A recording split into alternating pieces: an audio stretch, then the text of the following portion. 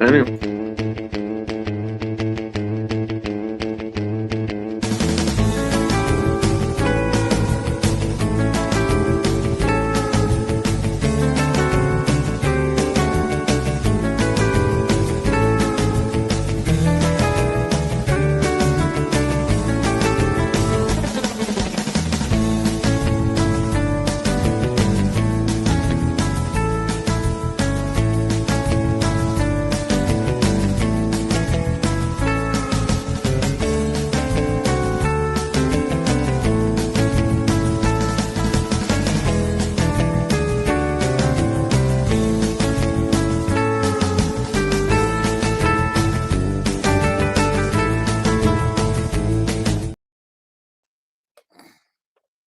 That might help a little bit.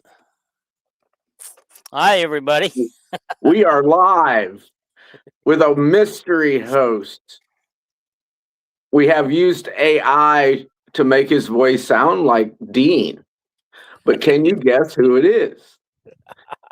We have covered up his identity because ICE is looking for him because, like most Americans, his family never did come here legally. They just showed up on the shores. So. All right. That's a good intro there, buddy. Welcome to a Friday. Trying to entertain. Hit like, subscribe, comment, please. Yes. Anyway, here we are. I should explain myself. Number one, it's not true. My family has been here since the days of the Pilgrims, and so we're very much legal. My family is very much legal. But they just showed up. Yeah. You know, it ain't like you're an Aztecian. I've kind of delved into the man in North America, and it's like those are the people down in Central America are mostly the only original ones. You know, the Indians came across the frozen ice from Asia through Russia into Alaska and then came down. But anyway, I didn't realize that. Yeah, it's weird. But, yeah. Okay, yeah. I should explain my darkness. My podcast studio is completely empty. Getting ready to do some moving some things around, and quite frankly, I thought this would work out better going outside because my wife, if I was in the kitchen, the dining room, the living room, or the spare bedroom, I'd be bothering her, and she's got work to do to get ready for the move. So, I don't know. Hopefully, it won't stay this way very long. I think you look cool, Dean. It's like we're doing a Scorsese movie or something.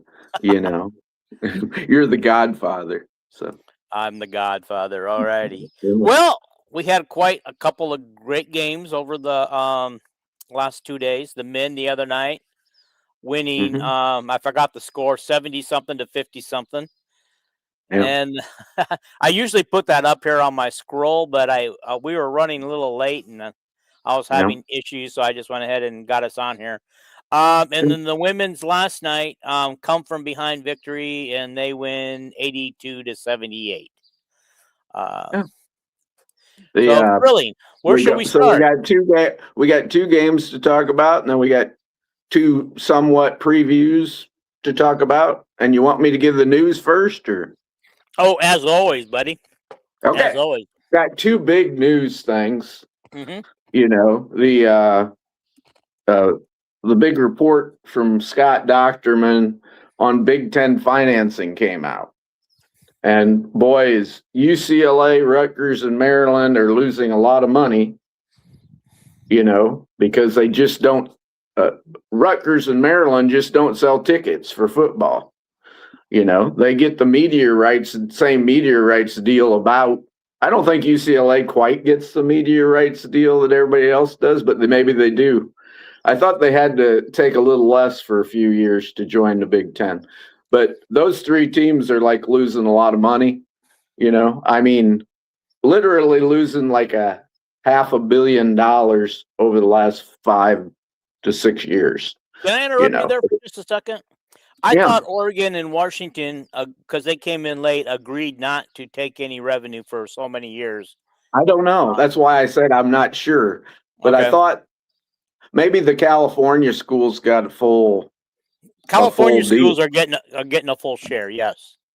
Yeah, I think the state legislature there kind of said, "Hey, you're not getting our California schools unless you know." And it's a big deal getting all them TV sets, and that's why Rutgers and Maryland are in the Big Ten. They're good academic schools, and we added them.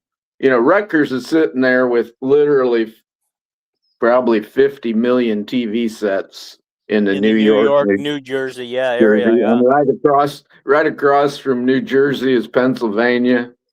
Some people don't know that, but and of course Maryland. You know, there's a lot of people in the Maryland, Virginia, Atlantic region there. But anyway, so trying to get back to the financials, they're losing a lot of money, you know, and I guess most people are interested in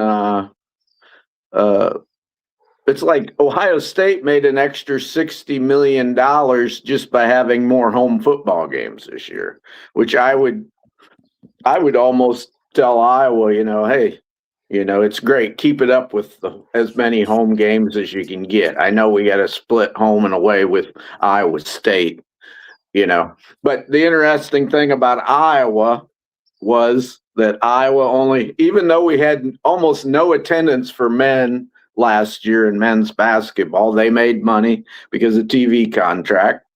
And this year, I think the financials for attendance for men's basketball, that number is going to jump up.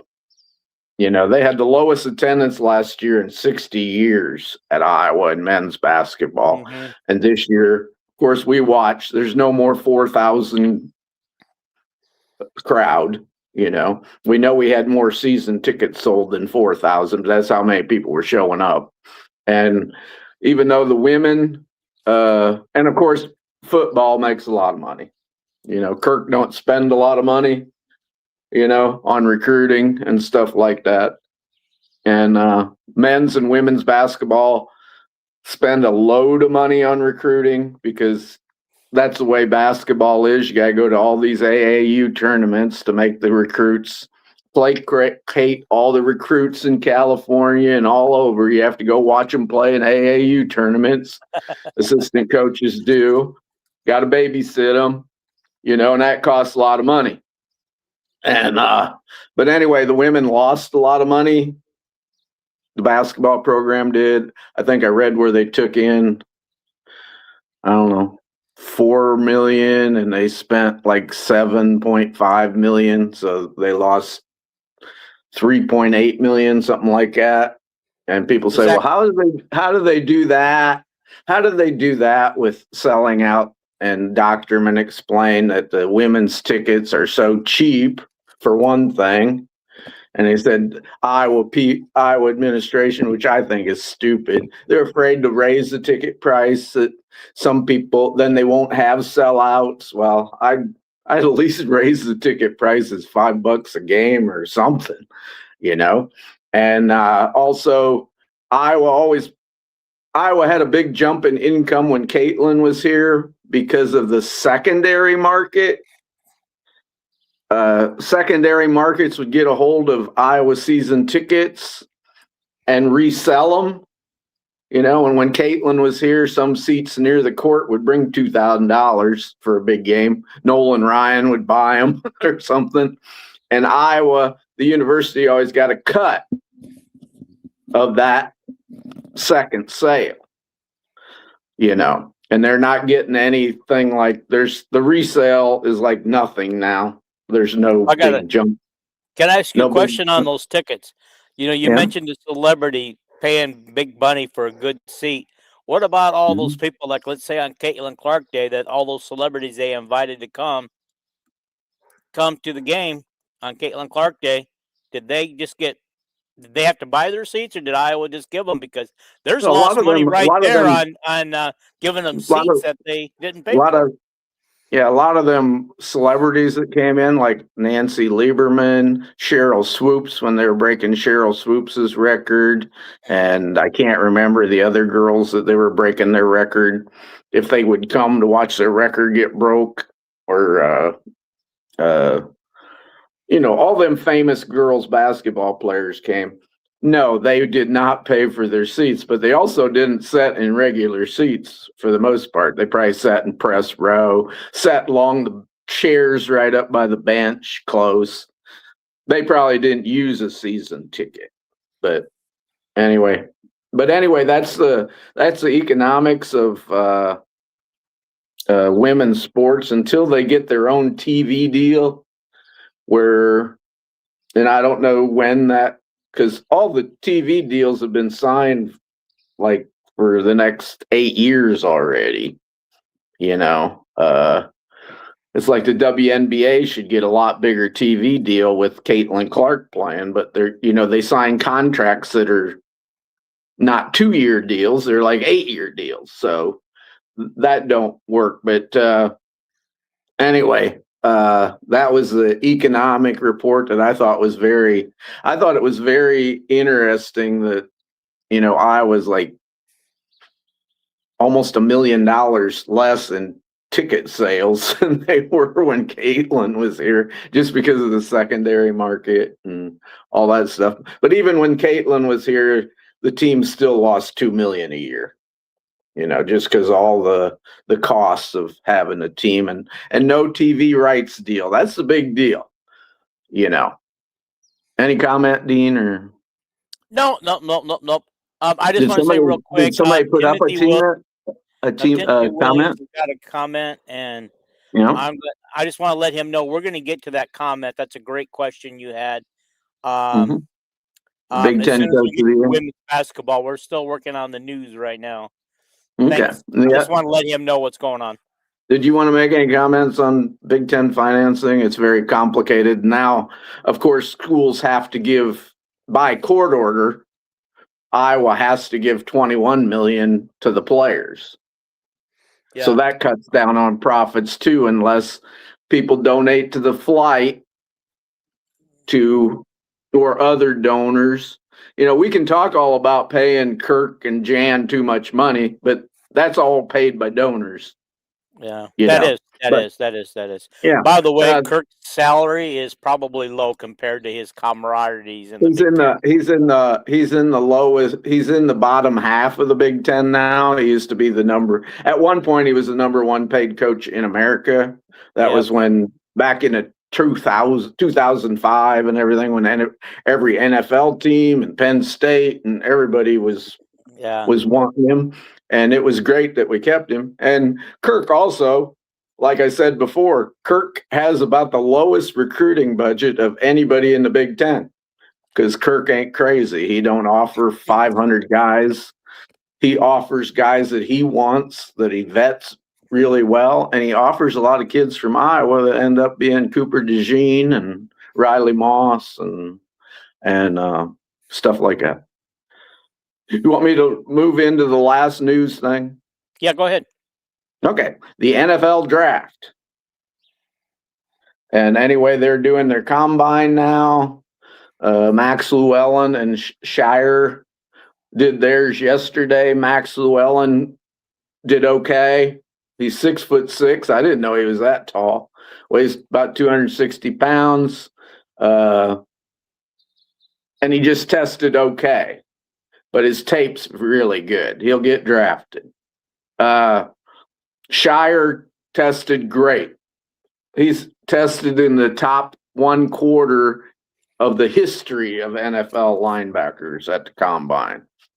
He's not the heaviest at 231 pounds, but he's very fast. He tweaked his hamstring and he still ran a 4.57 40. And Jack Campbell ran a 4.68,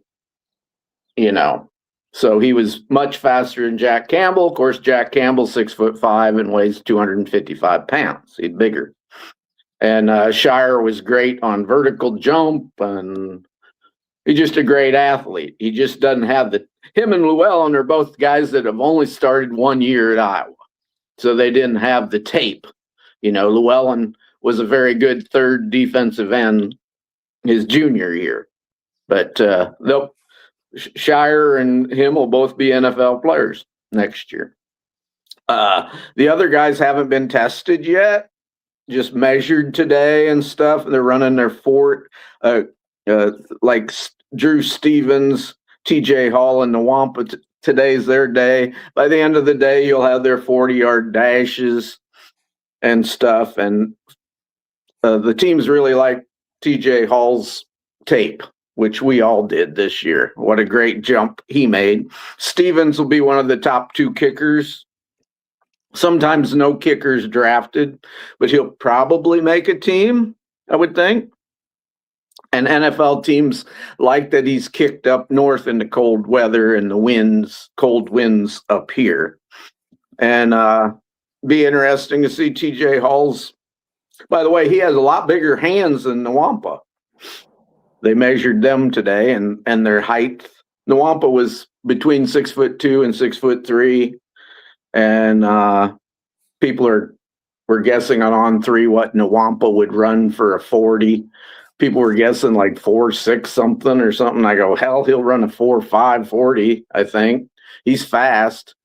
He has great speed going forward, not great speed going backwards. That's his bad deal. The NFL scouts don't like the way he covers people. He's also a big hitter, of course, but he's not a good form tackler. He doesn't wrap up. But because I know Castro ran a 4.58 last year, and I'm pretty sure that Nwampa's faster than Castro. He just ain't as good a football player as Castro. Nwampa will probably be a late round pick, and the NFL is talking about him because of his lack of covering people deep. Like once a receiver gets close to him, it seems like the guy gets behind him. NFL teams are thinking because he's so good at going forward that they'll want to put 20 pounds on him and maybe turn him into one of them linebacker guys on third down and stuff like that. And also Bo Stevens was mentioned today, even though he hasn't even been interviewed or anything yet. But yesterday, the Penn State, the great defensive tackle at Penn State, who's going to be a very highly drafted guy, he was asked, Scott Docterman's reporting this. He didn't ask the question, but somebody asked him who was the best player that he went against in college, and he goes, number 70 for Iowa. And Bo Stevens held that guy to 1 tackle the whole game. He goes, he was no fun going against. So that'll help Bo Stevens a lot. And then he said Iowa by far had the best offensive line that Penn State played this year. And so I was getting some kudos there. You'd expect all 3 of our offensive linemen to go in the first 4 rounds. So I think that's everything on the NFL draft up to date. All right. Alrighty. I got a question for you. Timothy Williams brought this up. Yep. I'm going to ask you the question before I read what he actually said. And I'm going to ask the question the way it was. I know it's about Coach of the Year. Yep, Coach of the Year. So tell me, why isn't Jan Jensen going to win it? Because Timothy says I don't think she deserves. I don't.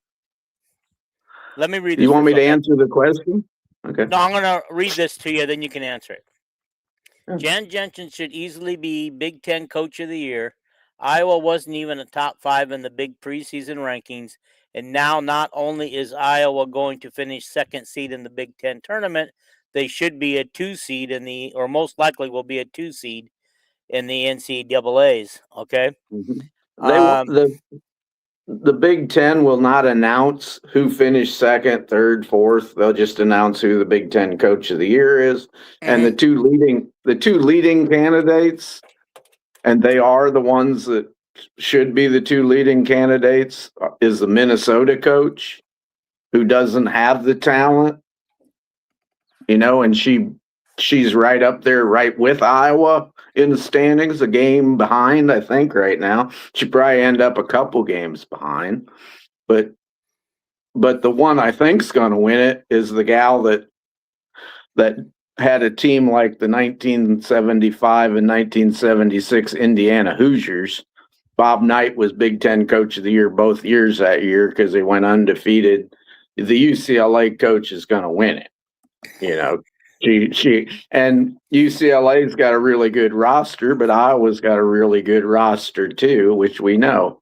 But I would, in all fairness, I'd give it to Jan over the UCLA coach, but that ain't going to happen. Okay, And can I say this? I would not give Jan the award over the Minnesota coach by a long shot. Okay, here's what I want to say. The other, can I finish?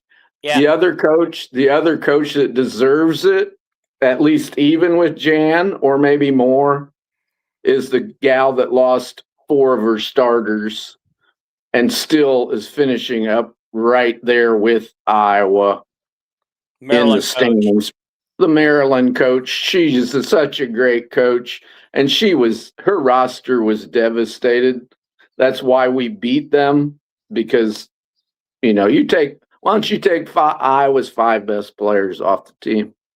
Let's take Ava, Hannah, Chit Chat, Taylor McCabe, and we'll just say Emily Rodriguez because she hadn't played. Where the hell's Iowa finish? Last. So not last probably, but I think Journey would do pretty good, and Layla would probably improved a lot if she got to play. But that's my thinking, and I really don't think Jan has maybe a 15% chance of winning it. I know we're biased. We love Jan and we love our Iowa Hawkeyes. But. Well, let me present a couple things to you. Okay, UCLA is going to finish exactly where they were predicted to finish. Do you earn Coach of the Year because your team did exactly what it was supposed to? In my opinion, no. Iowa and Minnesota, neither one. Minnesota was picked to finish in the way lower half, probably the lower fourth of the Big Ten. Mm-hmm. And Iowa, I don't remember where they were picked to finish, but they definitely weren't. Probably 6 or 7, 8, somewhere in there. Iowa was picked anywhere from 5th to 7th. Okay, so I would say that it should really be between. Honestly, I would either give it to the Maryland coach, Iowa coach Jan, or the Minnesota coach, because what she's done with those players in Minnesota is amazing. And what you said about the Maryland coach, what she's done with 4 of her starters out is absolutely amazing. We happened to catch them at the right time. If we caught them now, I'm not sure we could beat them. Yeah. So I think it'll probably be the Minnesota coach, but otherwise I think it'll be the UCLA coach. It's like what UCLA did. They had a team like Caitlin we had with Caitlin, and Caitlin in the Big Ten would lose 3 games, and they had all that pressure on them, and they just bulldozed through the Big Ten. I know they had a couple kind of closer games, but question. It's a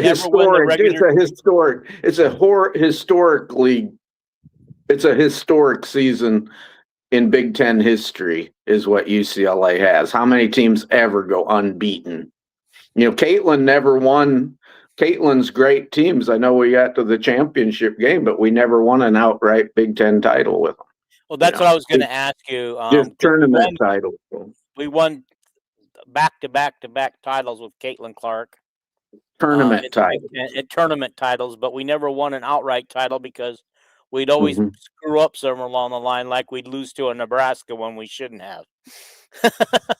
Yeah, and the UCLA coach didn't do that. Yeah. And UCLA has they have a big team. Yeah. But they still don't have a team that's 10 deep. They got seven or 8 really good players. So but here's the thing with UCLA though. If that UCLA coach wins it, I'm going to call foul because not that my opinion matters to anybody, but her team is doing exactly what they were expected to do. And at the beginning of the season, people did say they'd be surprised if this team lost any games this year. Yeah, I didn't hear anybody saying that, but I know when the preseason came out before Maryland lost all them players, people were saying, well, UCLA and Maryland will be the two top teams, and people were picking Maryland to be a Final Four type team. Yeah. But Maryland their coach got the worst hand dealt to her. But anyway, to her credit, she proved that she's a damn good coach. Yeah. And the Illinois coach proves she's a damn good coach. We're going to talk about that when we get to the Illinois game here. A Bluter coach, so. Yeah. Okay. Tim says, again, UCLA has 6 WNBA draftees on their team. It was expected. And Tim and I are thinking exactly alike on this one. A couple of them WNBA draftees are probably freshmen, but should we just go ahead and go right into the women's Illinois game last night? How many Iowa girls on the roster do you expect to be WNBA draftees? I think Hannah will be a second-round pick. Ava will be a first-round pick. Chit Chat will be drafted. I don't know if Chit Chat will be drafted at 5'4". Oh, she will. Yeah. Any girl that's that good, they don't care if a girl's 5'4" or 5. Yeah, we should actually, since we brought Chit Chat up, we should also mention what Jan mentioned in her postseason or her post game comments last night about Chit Chat. Yep. And Ava. And Ava. Yeah. Let's go to Chit Chat first. She is suffering. Everybody knows that she's been struggling the last few games, and if you watch her shots are coming up short. Now we know why. She's dealing with leg cramps that she's not been able to undo. And she as you know, as tiny as she is, she needs those legs to work well for her to get her shot up. And so they're trying everything they can, including cherry juice. Yeah, they're not the type of cramps that she goes down and can't move her leg. They're just cramps that bother her while she's playing. And 1 or 2 podcasts ago, I told you there's a coach on the On3 thread that says it's her legs. She ain't getting her legs into the shot, and he was right. So, got to give him some kudos. Yeah, and I like the comments that Jan made about on those 4 free throws last night when she said that was all legs, baby. Yeah. Okay. And then Ava was sick last night yet. Did you hear that? Okay. Yes. Ava was sick during the Michigan game, and she was sick last night. And the reason why people were complaining, and even the announcers, why is she on the bench? Why is she on the bench?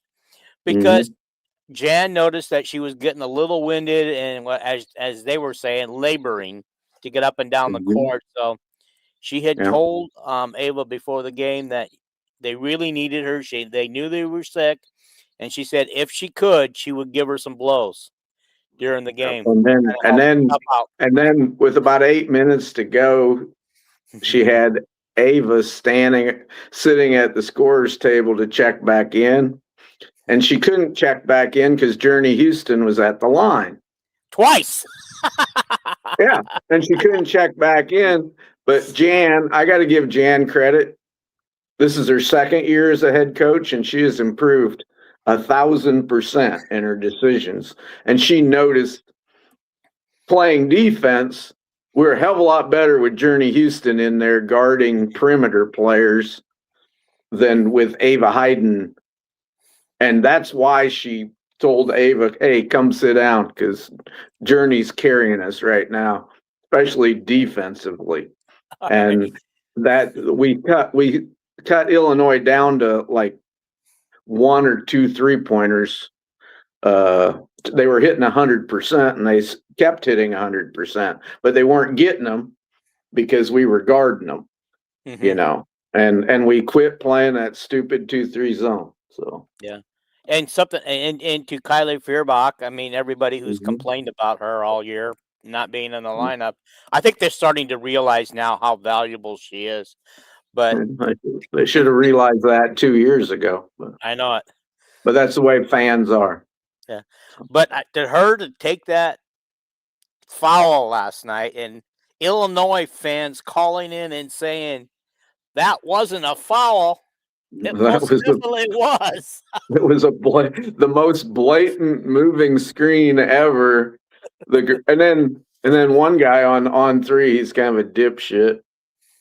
He said, "Oh, that was a flop by Kylie. That girl was like a running block with her shoulder right into Kylie and just knocked her flat. That wasn't no flop." Yeah. I'm sure that game's going to get replayed by BTN sometime today. You people look at that and see if she really flopped. That wasn't even close. when I got up this morning, first thing I did was turn on BTN to see if it was on the schedule. It ain't today, so I watched the Ohio State men's game for the 5th time on BTN. So okay, does the Big Ten give out? Well, first of all, let me read this first from Boy. I don't want to skip anything, Boy. Right? Yeah, I try to read them, but I can't. So okay. Right now, I don't know if Iowa has any WNBA draftables currently. Well, shit, Hannah's going to be a 2nd-round pick. I think Hannah will get picked. Well, whether she's yeah. picked or not, it will be up to her when she gets there, when she gets her opportunity. Yeah, right. I think not only she won't be picked till the 2nd round because she's only 6'2", but I'd rather have her on my team than Angel Reese. Because she can actually make a layup. She can actually make a layup, All right, and then Timothy, I'm telling the truth. On here again. Timothy has another comment. Shauna Green gave Ava the biggest prop. She's basically said Ava has become one of the best, those players where you have to hope she's off and you can't stop her. She's never off unless she's sitting on the bench with fouls. Yeah, and then Boy says, I agree. Coach J has most definitely improved. Okay. Well, the seniors in their senior interviews this week, they asked them about playing for Jan, and they said last year it was her first year. And I said this when she was hired, and you guys on these podcasts argued with me. I said this will be Jan's first year coaching, so she'll probably struggle last year, which she did. And you guys said, she's been coached for 30 years. What are you talking about? Well, it's different being a head. I said you guys. You guys. Your report was yeah. Well, you did say she's been a coach for 30 years, and I go, yeah, she's never been a head coach. It's a lot different when you're making all the decisions, and you have to make them on the fly. Run play 4. You see Bluter put up 2 fingers like play 2, or calling all the inbounds plays, which we struggled more with the inbounds plays last year. Anybody that doesn't say we did, and we struggled breaking the press. Lisa would have had them breaking the press in 1 game, And I'm not criticizing Jan. I'm saying that she'd never been a head coach. Anyway, all the players, all 4 seniors that were interviewed, I'm sure I know you posted their interviews. I'm sure you listened to them. All 4 of them said, yeah, Jan, that was her first year last year, and it was something new for her. And they said that it's totally different this year. And then Jan said, I was so uncomfortable on the sidelines last year as a first-year head coach. She said, sure, Lisa listened to our suggestions once in a while, but when you're up there and you're making the decisions on the fly, she says, I was very uncomfortable, which you could tell with her facial expression. She'd make these faces like she was thinking, what should I do? And she said this year, it's like that first year, I had this brand new outfit to wear for the games and it was uncomfortable. And this year, I got a nice old sweatshirt. It feels like I got a nice old sweatshirt on the sidelines and I'm comfortable. And that is, when the players say that and Jan says that, it's true. So yeah. Okay, so I want to take you back to Lisa Bluter's last year before she retired at the end of the season. Yeah. Okay. You remember in preseason summer when they went to overseas seas, she had Jan coach Yeah. the teams during their scrimmages or their Some of the games. whatever you call them. Some over of their there. games. Yeah. And I think Jan was thinking of leaving then and Lisa was thinking of leaving then, just didn't know what to do yet with that decision, but just quietly had Jan do those games so that she can kind of get a feel what a head coach is like. And I don't know. I have no clue. I like to stick with information I know, which I watched her, hand it off to Jan, let her coach in Germany there one game or Croatia or whatever. But I thought it was Greece, also, but anyway. wherever. And anyway, but, they took a foreign trip every few years. Iowa always spends the money and lets them go on them expensive trips. But I don't know if in other years that Jan did that also or not. I have no clue. I don't think so based on what she said last year. Okay, let's got a couple more comments coming in. Okay, I like this. Maybe we should do this early in the day more often. People are lazy. Go ahead. Yeah. Ava kind of, this is from Boy. I love Boy's comments. Ava kind of reminds me of Monica Sonano. Hard to stop around the basket.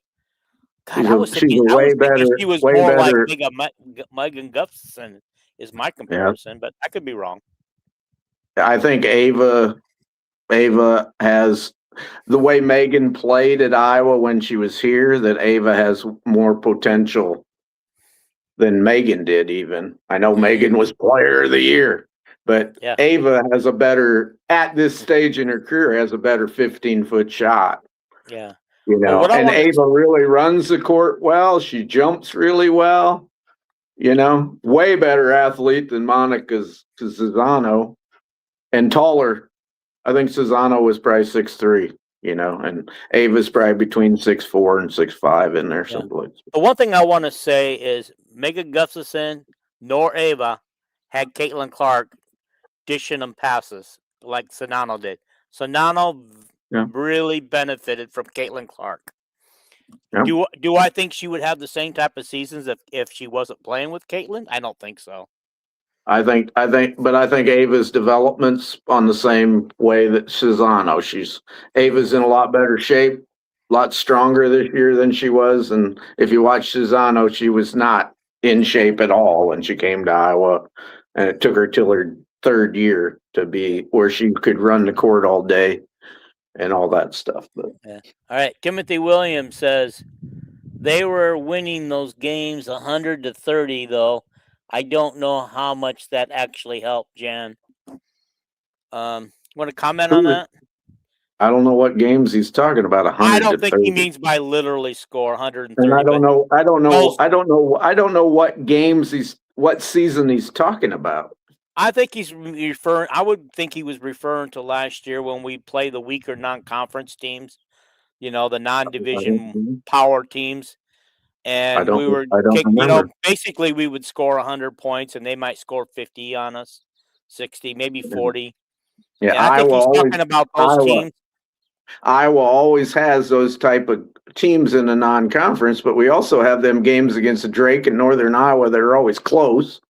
If he's talking about last year, boy, Drake about beat us for a long time in that game, and then we always play Iowa State. And I don't remember. We went down to the Southern tournament and Tennessee kicked our, we had two teams that pressed the hell out of us, and we didn't have Lucy Olson.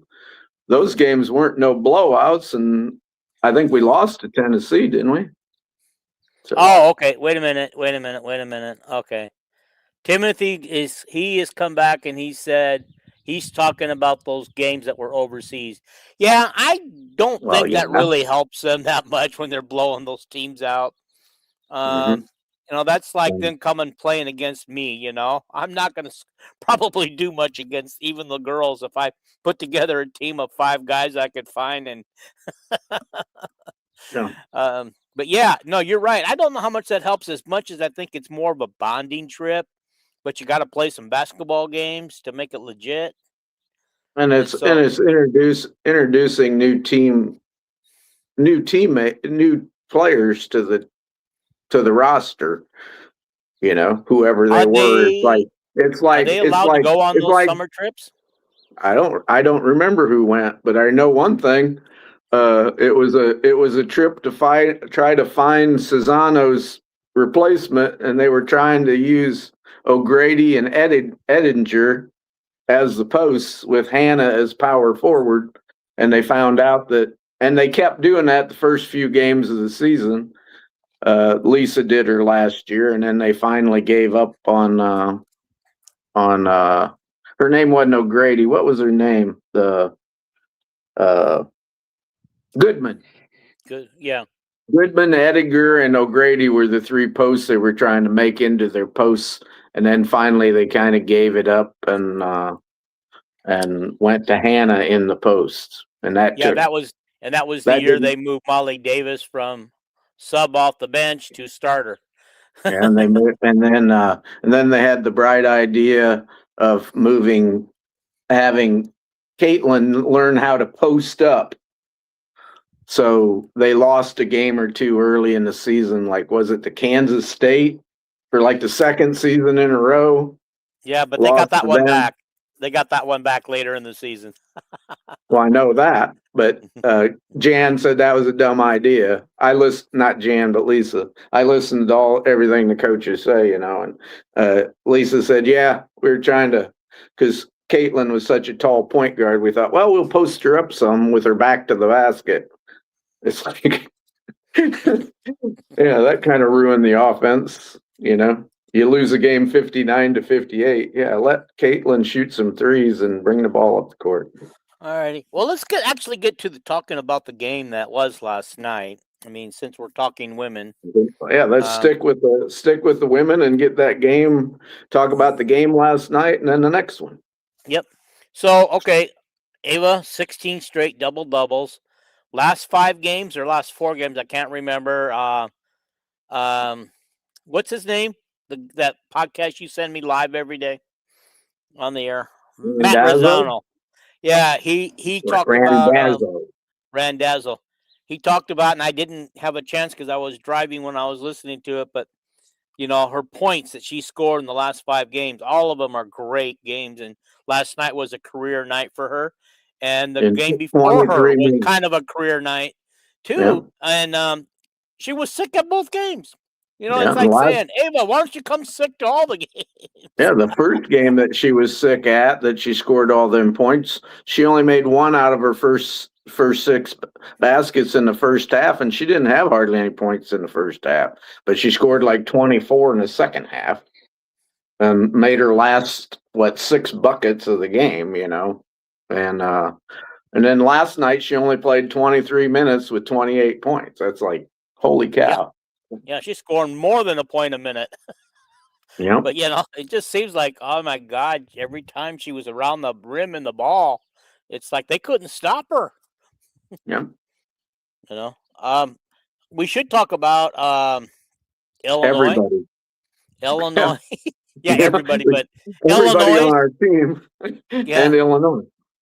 Illinois, in the second half, made 9 consecutive free throws, went 9 for 9, and like they said, if you go back to the last seconds of the first half, they hit a 3 there, so they made 10 consecutive threes. Unfreaking believable. Yep. I mean, don't we guard those? Not when we're in that 2-3 zone. I was just yelling at the TV, which I'm no expert. The coach is the expert. I was saying, quit being Tom Davis, because Tom Davis, his teams would get fried in the Big Ten because he'd stick with a 2-3 zone all the time and give up 3-pointers, and yeah, well, let's speak about the 3-pointers giving them up. We're going to Wisconsin on Sunday, 2 p.m. start, and lo and behold, I hear on the podcast we're talking this morning, Wisconsin has number 1 3-point shooting team in the conference. How about that? They don't hit a great percentage. They only shoot I think around 30%, but they hoist more. They hoist 24 3-pointers a game. If I guess we're going into the Wisconsin preview or something. No, I And just wanted to tie that into our conversation. We're yeah, not going to preview. okay. Well, anyway, it's part of the preview. It's like they hoist 3-pointers. Their coach used to play for Lisa Bluter, and she doesn't have that much talent, and they hoist them. So, but they don't make them like they don't make them like Illinois does. Parchment hits 40-some% of her 3-pointers as a 6'3" power forward. Yeah, you know. And then they had that 6'7" girl come off the bench, and I believe she wasn't playing the post. I believe she was playing the 3, according to what I heard this morning. I didn't realize that. I don't think that's true. But Illinois kind of plays position as like they're like Ben McCollum. They don't post players up. They play positionless basketball, and they drove Iowa crazy yesterday. They have so many girls that can. Even Parchment is 6'3". I told you on the last podcast, Parchment is the best player on Illinois, and they got a bunch of good players. Yeah. But Destiny Jackson can't shoot a 3. She's a freshman, but you can't stop her driving to the hoop. And they have 3 or 4 girls, Guyton, Weber, Parchment, that drive. They take the ball to the hoop, and you can't stop them. They can finish. They finish like Joey Range around the hoop, All right. And Timothy has another comment, and he goes, I think the Illinois actually helped us by hitting those 3s. They were usually a team that attacks the paint a lot, and they were struggling too. Then all of a sudden, they became dependent on the 3 ball. And he says we were struggling to defend their drives. So they were doing both pretty decently on us last night. I don't think Illinois struggled in any department in the game. They played a great game. Great passing game, great defensive game. They just didn't have the bulk players to stop like Ava and Hannah inside. We lived off the inside. Yeah. And Journey Houston, of course. But I don't remember what the points in the paint, but I think they were pretty darn close to even. No. Well, maybe. I don't know. At one point they were leading us.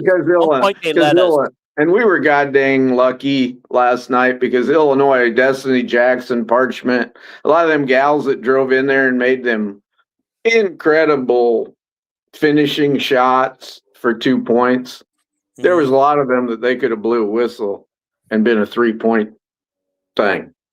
You'd watch it where Iowa's player was right on them and bumped into them as they shot or hit their arm or something, and the referees just weren't big on calling fouls last night. No, actually, they didn't call a lot of fouls last night at all.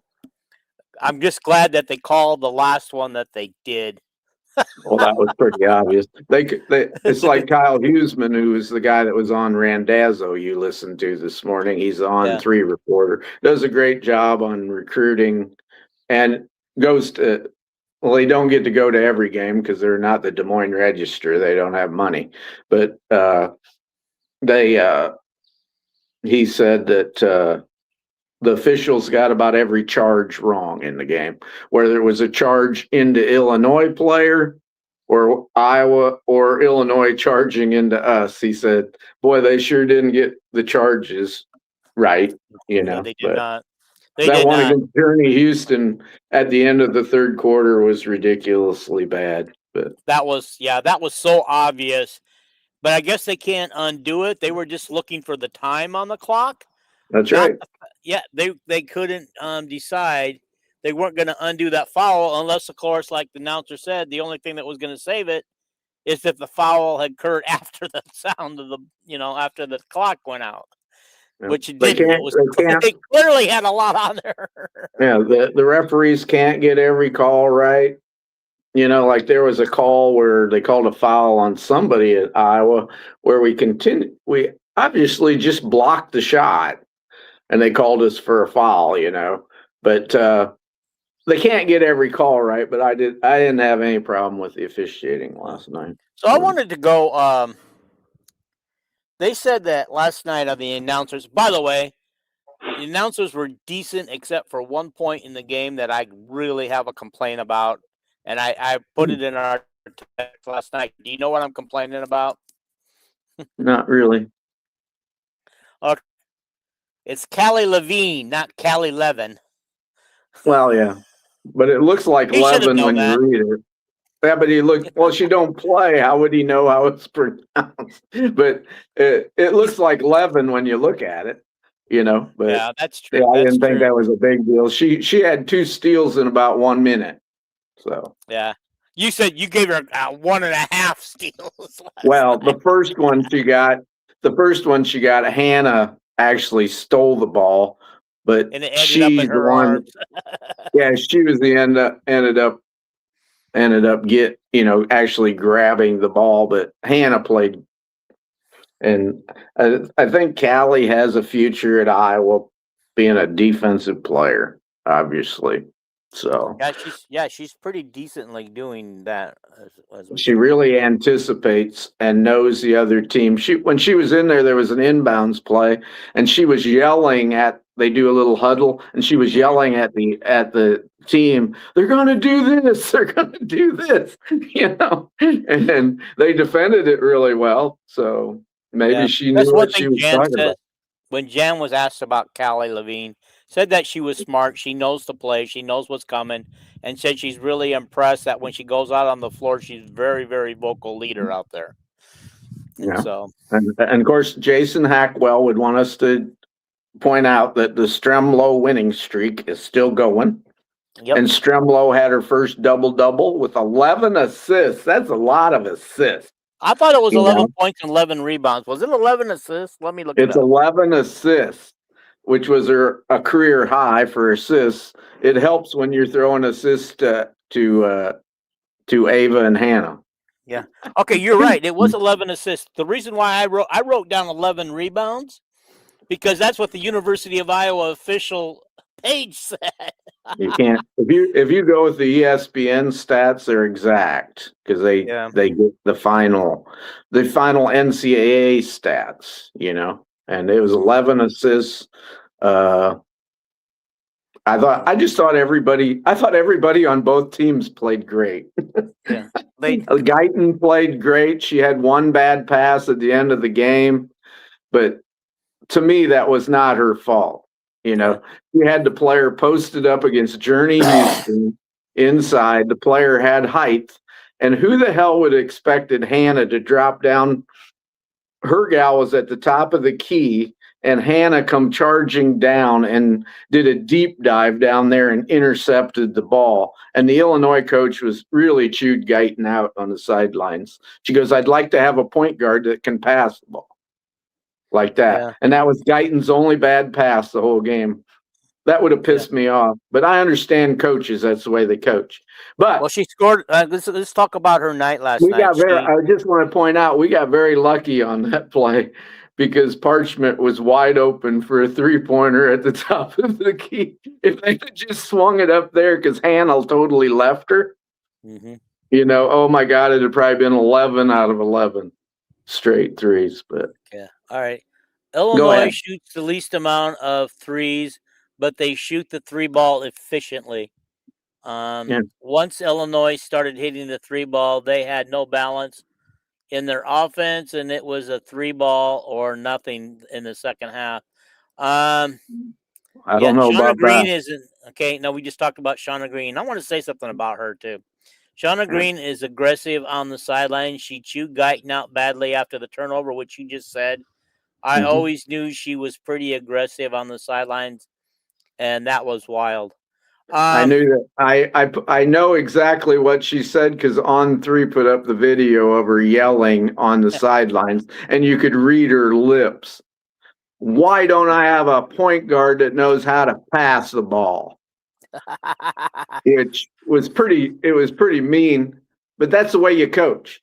Kirk Ferentz can have an offensive lineman who let's say, a left tackle who blocks great for 5 plays, and then in practice he screws up a play, don't block the right guy, and Kirk is going to peel the paint off his helmet yelling at him. Yeah. You know. All right, I just wanted to go over Guyton's stat line: 4 for 6 on field goals, 2 for 4 at the 3-point line, 1 for 1, and the free throws. She had only one personal foul, but created 3 fouls from the other people. 11 points, 2 assists, 1 turnover, 1 steal, and had a rating of a -5 while she was in the game. And great defense. Yeah. Yeah, I thought at first she was on Chit Chat, but I noticed a little while later Destiny Jackson was on her all night. She's Illinois switches who guards people a lot to confuse the other team. And if you remember, Guyton last year as a freshman was a tremendous defender at a very young age. You know. Mm-hmm. Well, Parchment had 20 points. Barry Wallace had 21 points. Guyton 11, and we already talked about that. Jackson 6. Brown Hager had 15. Yep. Weber had 5, and nobody else scored. What about? Do you have Parchment's like rebounds and stuff like that? Yes, I do. Parchment had. By the way, she was a -1 in the game. Well, that doesn't mean them plus minuses are the dumbest things God ever created. They are. It's like that's what your team scores while you're on the floor, whether they build the lead or lose the lead. You could be a poor girl that's the best player on the team, and the coach puts in 3 bad players, you know, and you get credit for the other 3 players playing bad on defense and giving up 10 straight points to Ava Hayden. I hate that. I hate that stat. Go ahead on Parchment stat. Parchment had 12 rebounds, 11 of them defensively. No wonder we had trouble scoring last night. We couldn't get our hands on the ball. Did you notice Illinois boxing out? I mean, it was like tremendous job, tremendous coach, which I have said on here on podcasts over and over again. She's from Clinton, Iowa, coached in the Quad City area, and she learned coaching basketball by going to Lisa Bluter's clinics at St. Ambrose and then at the University of Iowa. And she said after the game, she said, I'm a Hawkeye. Like that. I'm sure that went over. Yeah. She says, I'm a Hawkeye originally, like that. And I'm sure, she's Brett Bielema of women's basketball at Illinois, because Brett was a Hawkeye, but she's a tremendous coach. Anyway, okay, here, let's talk about some of our own girls' doings last night. Yep. Stokey, as we know, God, I'm glad that wasn't a serious injury, but I guess she's still feeling the side effects from it, according to Jan. Yep, she hyperextended her elbow. I thought, shit. I didn't hear that part of it. Yeah, the girl, they showed the replay, and she put her arm down to catch her weight, and the other girl fell on the back of her elbow, and her elbow bent forward. Well, an elbow don't bend forward. No, it doesn't. Okay, I didn't catch that. But apparently they got it back in place enough for her to play last night. Well, it didn't affect her shooting at all. It's just like having a sprained elbow. And obviously it wasn't major at all. So. Yeah. Okay, Hannah did great on the rebounds, did she?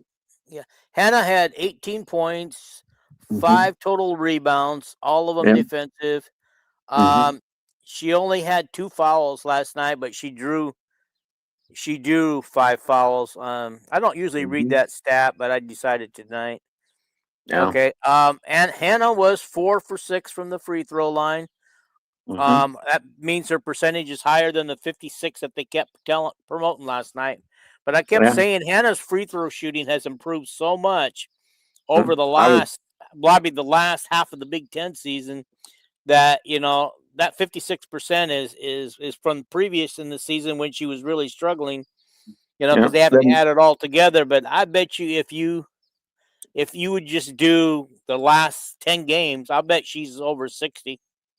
And she hit 3 very high pressure ones. And I was very happy she missed that last one because that beat, Illinois could not,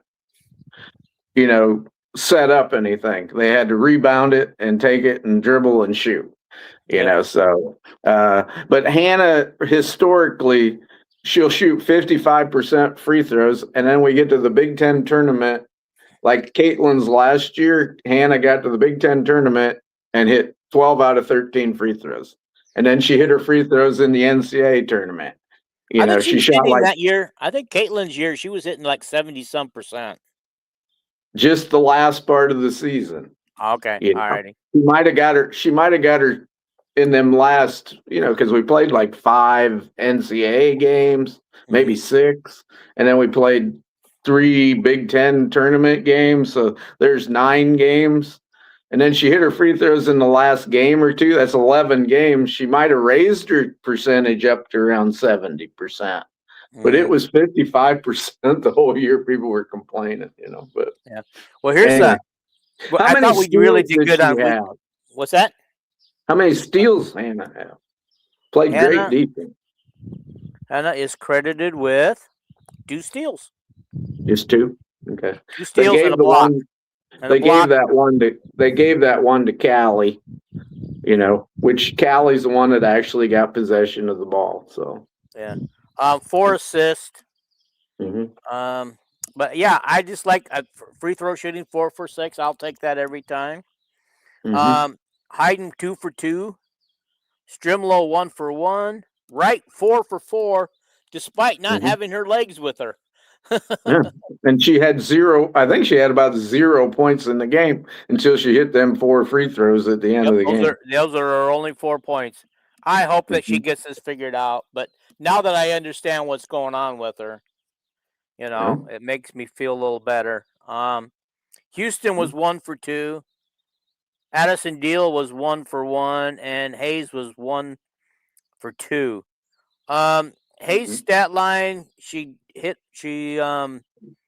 made her only field goal, and then of course, I don't remember if she made her foul shot on that one or the other 2 later. I don't remember. She was 1 for 2 from the foul line. She got fouled and she just hit one. She hit the first one, missed the second one, but she played really good for the amount of minutes she played. Yeah, she had. I was just looking to see what rebounds. Just 1 rebound. Yeah. But I thought honestly she only played 6 minutes, almost 7. But I honestly too thought for a change that she played pretty well. Yeah. I kept thinking maybe this is her coming out party, and now she'll gain some confidence as we go into the Big Ten tournament and the NCAAs. Yeah. Okay. Yeah, I don't have any comparative shooting. Oh, here I do. Yeah, I do. Okay. We shot 58% from the field last night. They shot 52. Their 3-point shots, unbelievable. 58%. What do you think ours was? Ours, I don't know, 29. You were close, 28.5. Yeah. That's really close. Yeah, Kylie Feuerbach was our consistent 3-point shooter. Yeah. Kylie only was 2 for 6, I think, for the game, but 2 of them shots were them 3-pointers, So we out rebounded them 29-26. Total turnovers, they had 14. We had 11, but I want to point out we only had 1 in the second half last night. That was the best turnover game by Iowa probably all season, because that's been our Achilles heel. Oh yeah. 8 steals to their 4 steals. Free throws, they were at 88%. We were at 78%. But yeah. And 78% is a big jump up from what we are. We're 60s. We're at 66%. Okay. All right, I'm going to read another. Okay, wait a minute. I'm gonna read these in order here. Okay. Tim has come up with some more comments. I love you commenting, Tim. Thank you. I mean, Parchment was the primary defender on Hyde, and so her plus minus might not be as good. Okay. Not sure how the plus minus works. In all honesty, all I can say is That's the minutes that you are on the floor. If your team outscores the other team, you're plus. okay. If your team, the other team gets a lead on you, you're minus. It's pretty simple. But like I said, it's not really an individual statistics. It's a statistic of what you and them other four people on the floor did. It's, to me, it's non-consequential. Okay. All right. I figured this out. Okay. Illinois can go really big. It was times where they had 6'2", 6'3", and 6'7" on the lineup together. We have no true guards. Something that be fixed in the portal next year. Okay. All righty. Now I know what they were talking about Kyle Huseman this morning. No true guards. What does that mean? We have Stremlo and Chit. He means we don't have any true guards where we have height. Okay, Stremlo's 5'11". Okay, now I know what they're talking about because Stremlo's 5'11". She had to guard a 6'3" guard last night. That's the one where they said she gave up 3 to 4 inches, and that was a little hard for her. Okay. I don't know who the tall guard is for Illinois. I don't know if Destiny Jackson's very tall. I don't know, but I think they said she was like 6'2" last night. I thought. I don't know, but and then everybody mentions this 6'7" girl for Illinois, but she's the worst player on the team.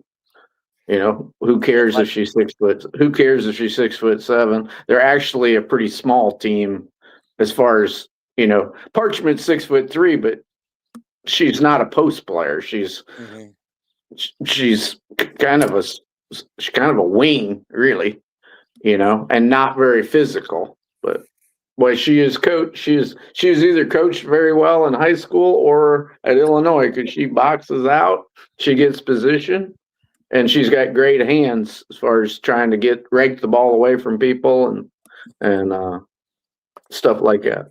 I just love that. I'd like to take a minute right here to tell everybody, because we got a lot of viewers that have come on since the beginning of the show. They probably want to know why I'm sitting here in the dark. God, that light don't help at all, does it? They probably don't care. They probably don't care, Dean. I usually broadcast out of a studio well lit, but my studio is broke down today and getting ready for a move, so I'm got my equipment outside in my backyard. So that's where I'm at today. Hopefully when we come back on the air on Sunday, I will be all set up back indoors for you guys. That will be fun. Okay. However, do we have any more stats to run over for that game, or any more comments, or? I can't think of any more. Wait a minute. I have some notes here. Let me make sure. I wanted to say this. I do want to say that, you know, these fans know this already, but Iowa is number 9, 23-5, 14-3. We're tied for second, but technically we're in second place because we own the tiebreaker over Michigan. And we're not going to lose to Wisconsin at all. Yeah. So Illinois drops to 19-10 and 9-8, and I didn't look to see where they're at in the standings. It's inconsequential at this point. I don't know if we're going to be in the same bracket and meet them later. I don't know who Illinois is playing one of the better teams to finish the season. They're playing them at home. I bet Illinois upsets them, whether it's Michigan State or who it is. I don't know. Do you know who Michigan plays this week? The teams that are, it might be Maryland. I don't know. But the teams that are tied with right around us in the standings all have way tougher schedules this week than we did. You know, so. Alrighty.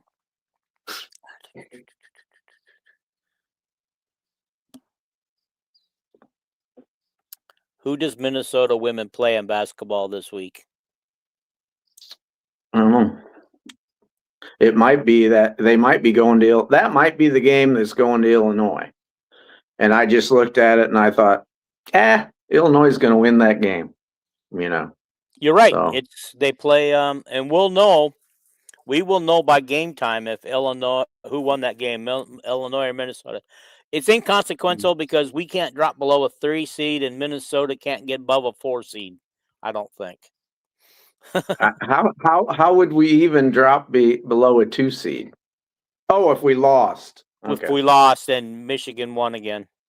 And like we talked on Messenger last night, it doesn't matter if you're a 2 or a 3 seed. There's inconsequential because I think early in the round. If you're a 2 or 3 seed, the teams that you might play in that first round game are going to be good teams like Minnesota, Ohio State, Maryland, maybe Illinois. I don't know where people are in the standing. There's 3 or 4 teams that are kind of tied, and if they drop, they'll either be the 6th best team or the 7th best team, and we're either going to play the 6th best team or the 7th best team, which are all good teams. So. Oh my gosh, this is all jumbled up trying to get the standings and stuff. Next question is who does Michigan play women's basketball on Sunday? A good team, but I don't remember who it is. Oh, Michigan's going to Illinois. I'm confused because I thought we just said Minnesota was going there. I don't think Michigan's going to Illinois, but. Oh, that's not. Yeah, this is 2026, and they're giving me 2025. I don't know who they are, but I'd go with them. Google. Don't go with Google. Anyway, I was either going to be 2nd or 3rd, and it doesn't matter whether we're 2nd or 3rd. Our first game in the tournament is going to be against either the 6th seed or the 7th seed, which those 2 teams are probably equal. It's going to be Minnesota or Maryland, somebody like that. Maybe Ohio State. I don't know. I would love another shot at Minnesota. I would love another shot at Minnesota. It could be Michigan State. Yeah. I want another shot at Minnesota, possibly USC. And I definitely want to make it to the championship game against UCLA. I could see us running the table all 3 games. I just want us to win 2 NCAA games. I don't really care. We're going to beat Wisconsin, and it's possible we could get to the Big Ten championship game. I think we're the favorite to get there to go play behemoth UCLA. But the only thing I'm worried about is I don't want to lose a 2nd round game in Iowa City in the NCAA tournament because it's going to be a good team. If you're the 2nd seed in the NCAA or a 3rd one, your 2nd round game is going to be against a good team like Tennessee or somebody. Okay. There's a lot of good teams in the country. All right, I'm going to read these real quick. Okay. All righty. Okay, go ahead. Okay, we got some conflict here. Tim Williams says that Michigan plays Michigan State on Saturday, but Rick says Michigan and Maryland play. So I'm kind of confused on that one. Tim says we'll beat the brakes off of USC if we see them again. Jay Henning says I want to win them all, and Jay Henning also says Kelvin only wants to win 2 games. No, I don't want us to lose either of them that 2nd round game in the NCAA tournament like we have before. And we have a team that can lose in the 2nd round if Ava and Hannah get in foul trouble. That's my biggest concern at Iowa is foul trouble. If we're a 2 seed at home, we get a 15th seed at our home, and then what, an 8 or 9 seed? 9 seed, not right? an 8 or not an 8 or 9. We'll get a 7 seed. If we're a third seed, we'll get like a 6 seed or whoever wins this 6 versus 11 game or something. You guys remember us losing to Creighton in the second round when we had a way better team. You guys remember us winning by the skin of our teeth against West Virginia and against Georgia in the second round, right? I believe. What did Caitlin say? Was it the first game? What? Was it the first game? When Caitlin says you're playing those 2 games at home, did she say it was the first game or the second game always the hardest one to win? Well, the first game was usually against a crap ass team. I don't think Caitlin ever lost the first round, but we never lost the first round with Caitlin. No, it's the second round. And then Caitlin said that we always played better after we got away from home because there was too much pressure as a team that's very much the huge favorite, and you're playing at home and you're like, oh, please don't, let's win this game and get out of Iowa City. and there's a lot of pressure, but that's what Caitlin said. That's what pretty solid team, yeah. Said.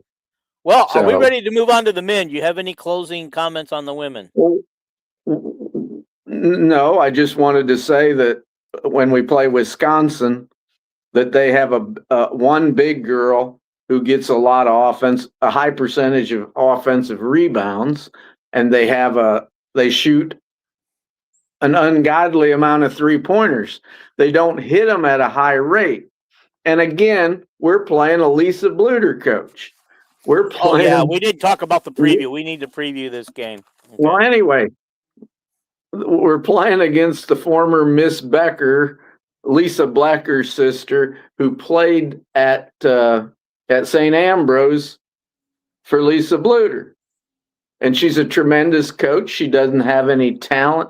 She coached at Missouri, and Missouri in the SEC, you're screwed because Missouri's never puts the backing behind the women's basketball. You don't get the big recruits. And she was just an okay coach at Missouri. She's coming up to Wisconsin, and they're playing a lot better because they play Bluter ball. It'll be a very fast-paced, throw-up threes. We've all seen Lisa Bluter's teams play, but she'll in 3 years she'll be like Minnesota is this year. She'll have a deep team of Wisconsin always has plenty of good high school recruits up there, and Iowa and UConn usually get the best ones out of there. But you can get the other ones and still be a good enough program. So that's my preview of Wisconsin. So. All righty. Coach Robin Pingleton, is that how you say her name? Pingleton? Yep. Used to be Robin Becker, and she plays a lot of girls. Okay. But all right. Well, Iowa leads the series at 61-20. We've won 31 consecutive games. The Badgers are 13-15 and 5-12 in the Big. I do remember because I think they've lost 8 straight games. They had a pretty good record. And then, they're on a current 8-game losing streak. Yep. They are the best 3-point shooting team in the league, but you said that they shoot the most 3-pointers, not that they make the most 3-pointers, right? I sent their statistics to you. They shoot like 24 3-pointers a game, but I think their shooting percentage is like 30% or 31%, which Iowa's 3-point shooting percentage is a lot better than that, and Illinois is obviously a lot better than that. All right. So the people we want to watch out for, I don't even have their first names here. Howell, a guard with 13.8 points a game. Kay Daniels at 2.5 per game. I'm not even going to pronounce that one, but a girl with a foreign name, 8.5 points a game. Porter, 6.5 a game. Steele, 62 points a game. Okay, and I think you did give me. Oh no, you cut it out. What? I was going to get the leaders in every statistical category, but you cut them off. Their name off. that don't matter. But as you can see there, I think there's like 11 players that play like at least 10 minutes a game. And there's a lot of players that, average 5 points, 6 points, just a very deep team. She's like playing, fighting the Red Army at China. She doesn't have a lot of great players, but she throws them at you in waves. Yeah. Their top rebounder is a forward, that foreign sound name. She gets 7 rebounds a game. Their center's all the way down the list. Does she not play? Their best, that girl that gets the offensive rebounds, she's a transfer from like Southern Illinois. And I don't think she scores much, but she's big and she gets offensive rebounds about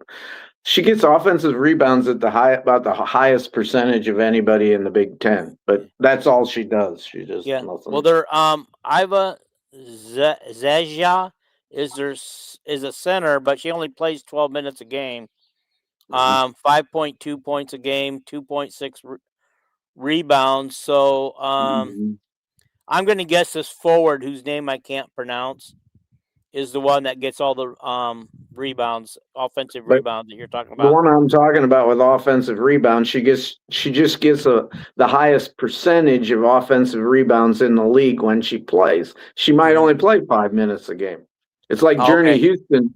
Journey Houston might get the highest amount of rebounds per minute of anybody in the Big Ten, but Journey only averages, 8-9 minutes a game. Yeah. Jay Hennington, Hennington, I can't even say the name right.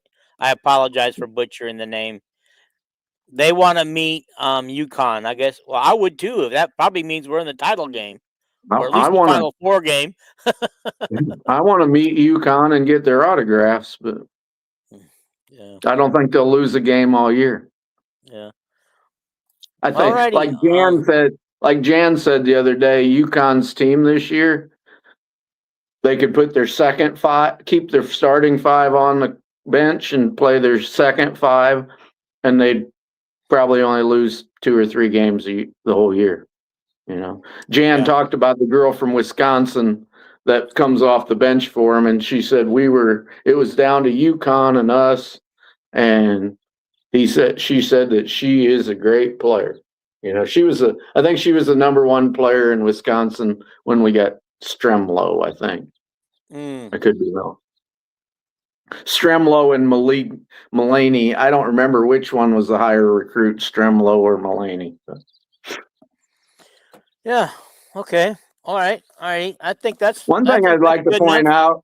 One thing I'd like to point out, you mentioned Porter for Wisconsin, and I don't know nothing about her, but she could be her niece, because Lisa Becker, whose husband is an assistant coach down in Missouri, he's the father, and Lisa's the mother of Michael Porter, who's a famous NBA player.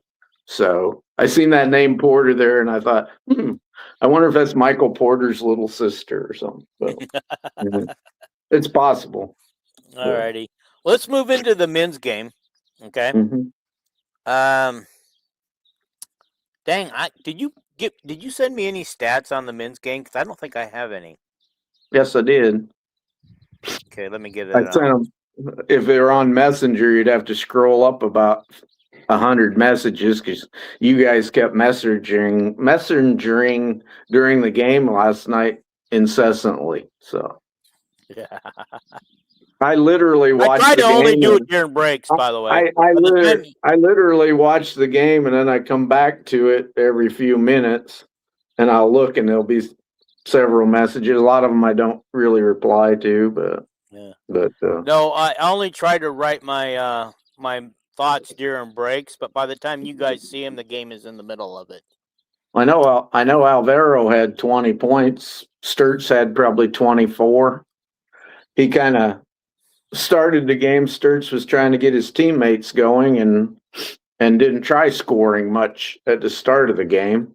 And anyway, he's a good teammate, trying to get Koch and Combs and Manyao played a great game. Boy, him and they had this great strategy for the game, Dean.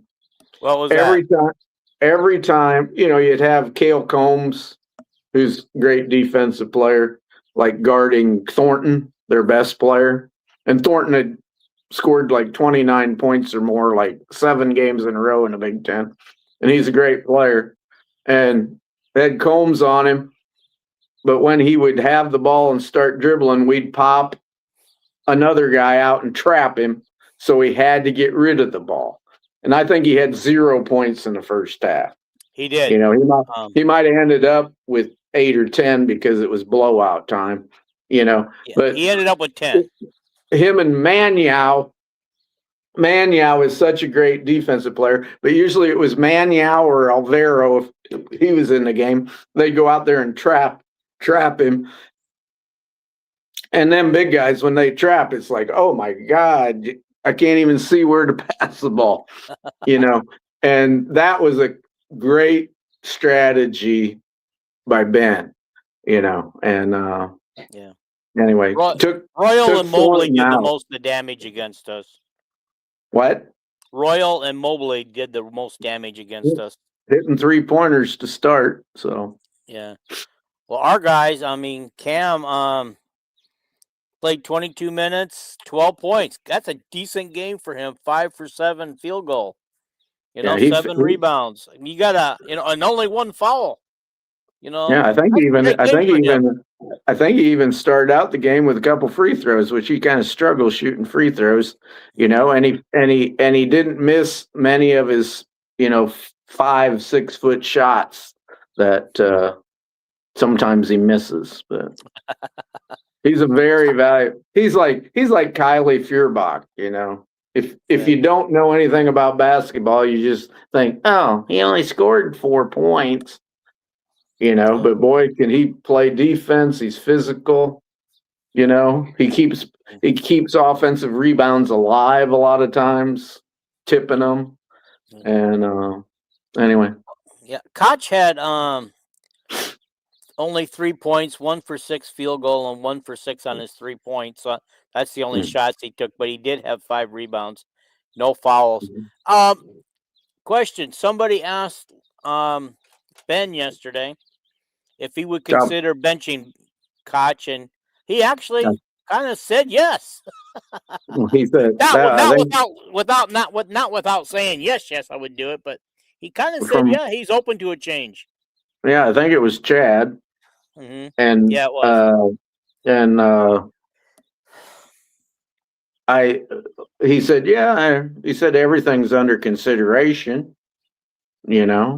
and said he might get going better off the bench, but Yeah. Of course, Sturts, 22 points. Bad game for him, only 22 points. 8 for 11, 3 for 6, 1 rebound and 3 assists and 2 personal fouls. Banks, by the way, did you know he was 6'7"? I always thought he was like 6'2" or something. Oh no, he's 6'7". Yeah, and you can tell that his foot still hurts him, but he's sure gritty. I love that kid. I hope he comes back next year. So. Me too. I'm hoping he gets his second. Honestly, I thought the NCAA already ruled it, but is it an individual case? Because I thought they already ruled overall. I think it's individual cases, and it depends on what school you came from. Was it a Division II or was it a junior college? I don't know where he came from myself. He went. Okay, this is because when they talked about it in the article yesterday, in case people want to know, he might get another year of eligibility because he went to a junior college, and there are people who have already sued and got rulings in their favor because they went to junior college, which isn't an NCAA sponsored, junior college isn't by the NCAA. So they technically, they can do 2 years at a junior college and come and have 4 years at he's got a Division I college. He's got another year coming. He just has to get the release then. So it's like Wet Jet could have come back for another year. but he there wants was to no go. way he was doing that. He was going for the money. He just he wants to get. He's old. He's really old because he set out a year after high school and didn't even go to a college. I didn't know that. That was Yeah, crazy. I didn't know that. He was not a very focused, serious person, and he never became that until probably this year, really, especially as a wide receiver. But he said that he didn't take things serious. Everything was joking around, and he was the George Kittle of this team. George was just a party animal for 2 or 3 years before he took football serious. But anyway, Wetjet just thought I'm old. I better start my NFL career and make some money. So yeah. So here's what it is.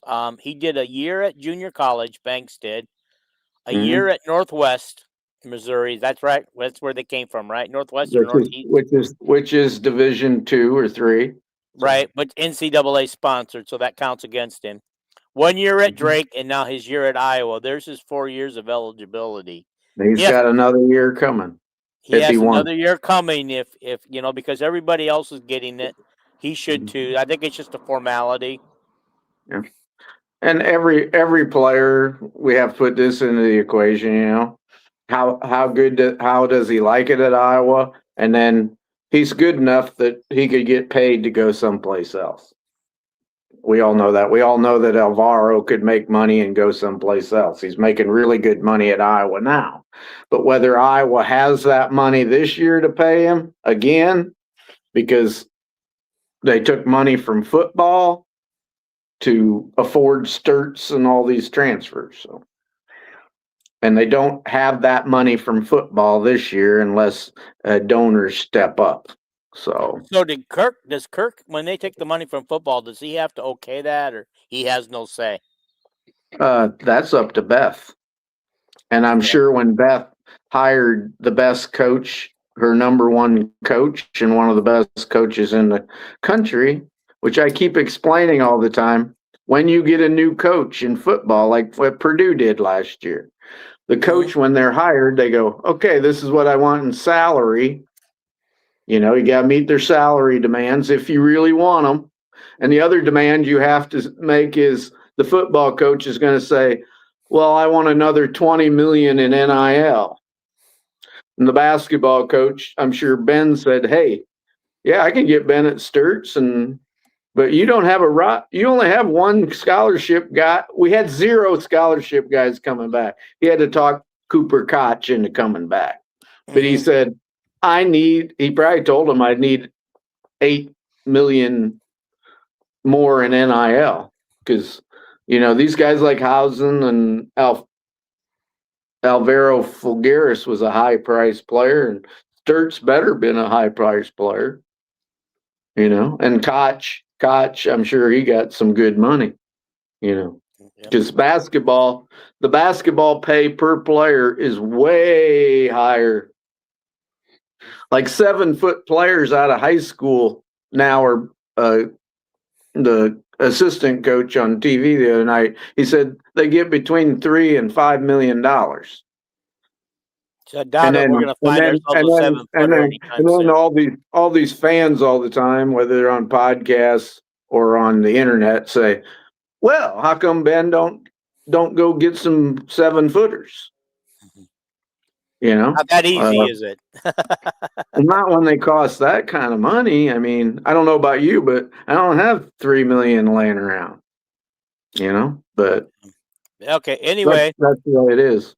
What were we talking about in the first? I was just going over the game. Banks being 6'7". All right. Yeah. Banks only played 22 minutes, but he had 10 points, 3 for 6 shooting, 3 rebounds, 2 assists. Combs, 38 minutes, 5 points, and we should mention that it was also revealed that Combs is going through injury issues too. Yeah. Fulgaris, 25 minutes, 20 points, 8 for 10. Missed his only 3-point shot attempt. He's usually pretty good at 3-pointers too, though. 4 rebounds, 5 assists, and 2 turnovers. Great passer. Yeah, 5 assists. I think that says it all right there. Urach, only played 4 minutes, but got 2 points, 1 rebound, 1 assist, but he had 2 turnovers. Yeah, he had a terrible traveling. Yeah. But I was glad to see him playing because as you know, I've been calling to see more of him on the floor. I don't know why he all of a sudden disappeared. Same with Sage, has now been out has played the last couple of games where he too was not getting any playing time for a while. And both these guys were getting playing time early on. Like I say every podcast where you say that, I think Jurok plays when the other team has big people. Yeah. Ohio State did not have a lot of big people. Yeah. If you're going to play an athletic team where you got to go out and guard people on the 3-point line, and those are your post players, Jurok is a little slow-footed to be able to do that. They're either going to shoot the 3-pointer on him or drive right by him. Yeah. Okay, so Iowa shot 28% from the 3-point line and 57% field goals. That's the only percentages I have right now. Whereas Ohio State shot 50% and 42%. So a little bit better than Iowa on 3-point shot, but Iowa definitely better on regular field goals. The game seems like it was eons ago. Of course, I know it was only 2 nights ago, but I think that was the game that Ohio State come out and hit 100% of their shots to start the game. Did we trail early in the game before we got the lead? I think they were up 14-2 or 15-2 to start the game. That's it. Yep, 14-2. And then we went on a 39-14 run. Yep. Yep. That was an amazing. And once we got the lead, we never relinquished it. We're just a better. You can tell by the statistics leading in and the net that sure you can lose any game because shooting percentage is a big deal, but Iowa was way the better team. Defensively, in about most categories, Iowa was a better team. They play better team ball, and that's thank God Ben's at Iowa. So. Yeah.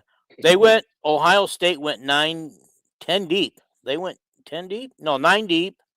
But everybody off the bench contributed absolutely nothing, although they played 17 minutes, 11 minutes, 10 minutes, and 12 minutes. The starting 5 did it all. So, Mobley with 15 and Royal with 16. Bynum, 8 points. Thornton, we already talked about 10 points. And so I think holding Thornton down was the key. I think Sturge did a hell of a job on him. Iowa just does not turn the ball over. We play normally good defense, and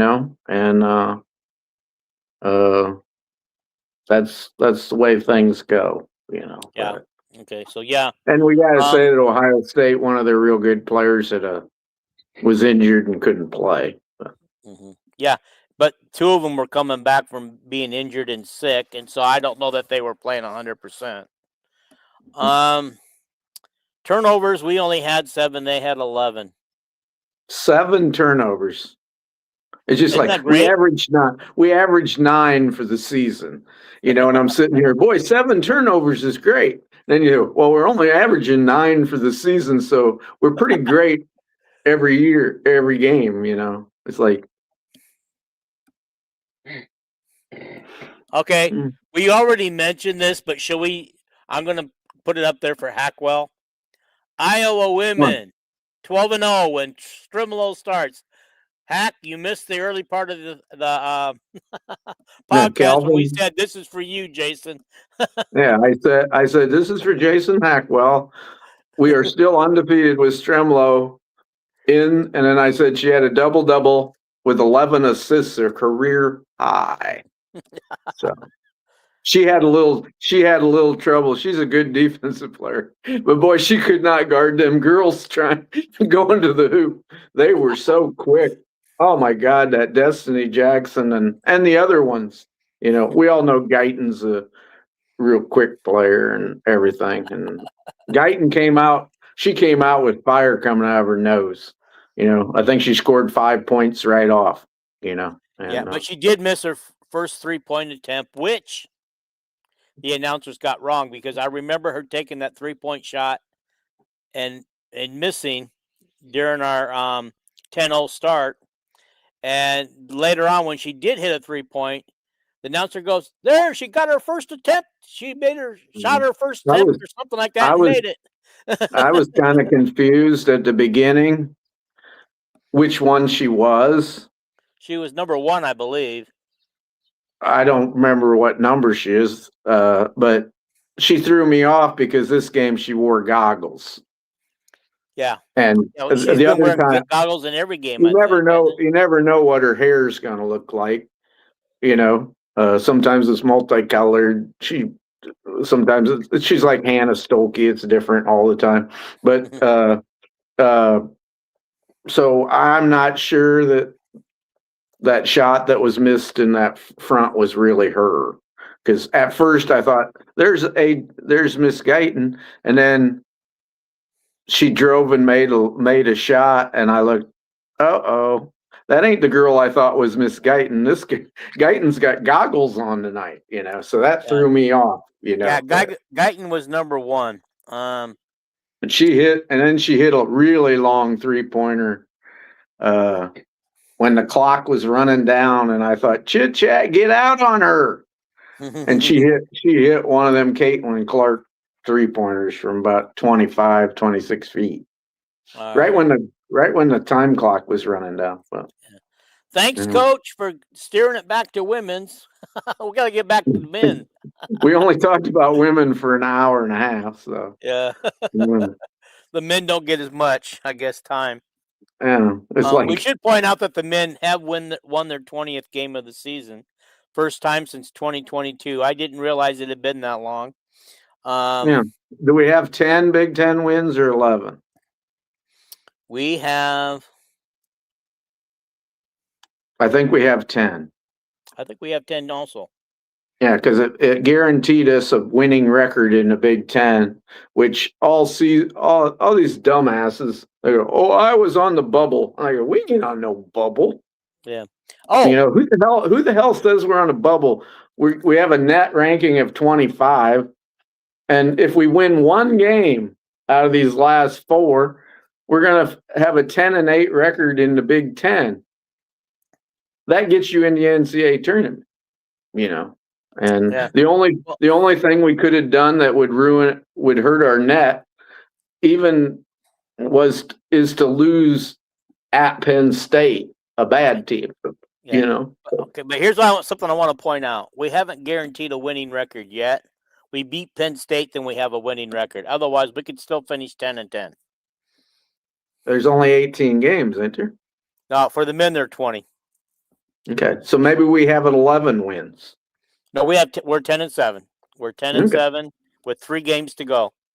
Penn State this weekend, and then next week we play Michigan, I believe, at home, and Nebraska on the road to finish the season.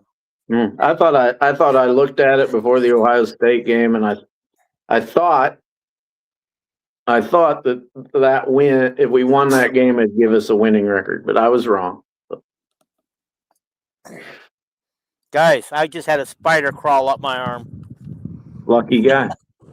I know it. Okay, let me see if we can talk about these stats, and then we'll talk about anything else we want to about the game. So we talked about the turnovers.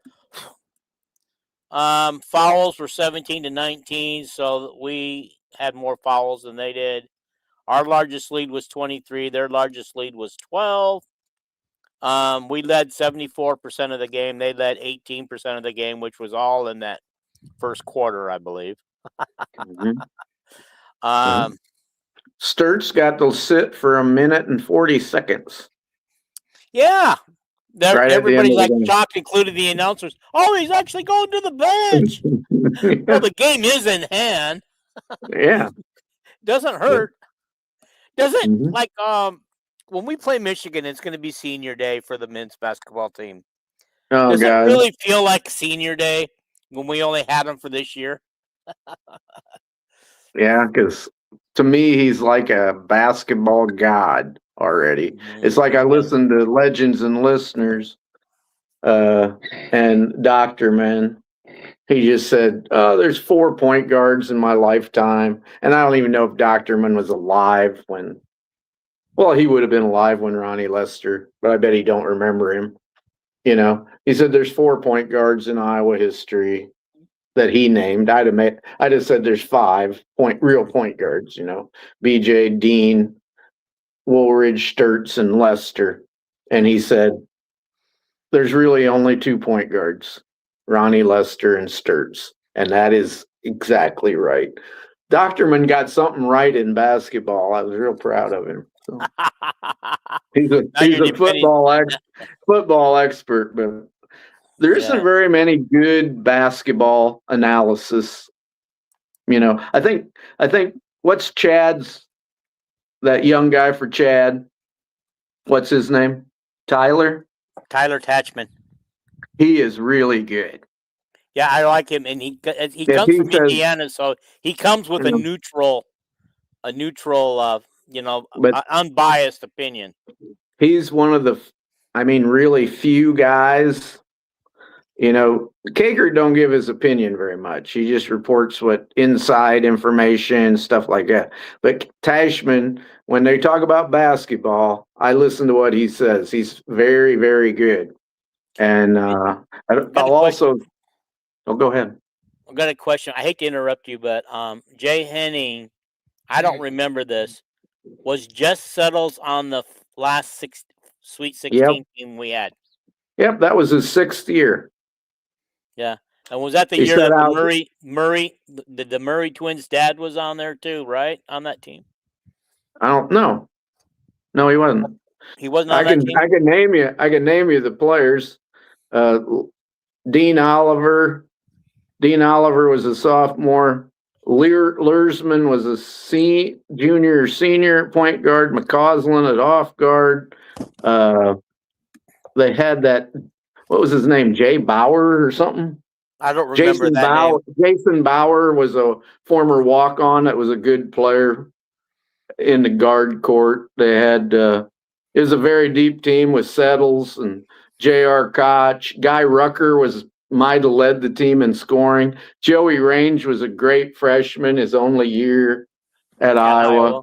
Oh, and one of my favorite players who's very talented and made a lot of money in Europe, my good friend, my golf partner, Jake Jakes, was on that team. Have you gone golfing with him? That's how we met, was on the golf course.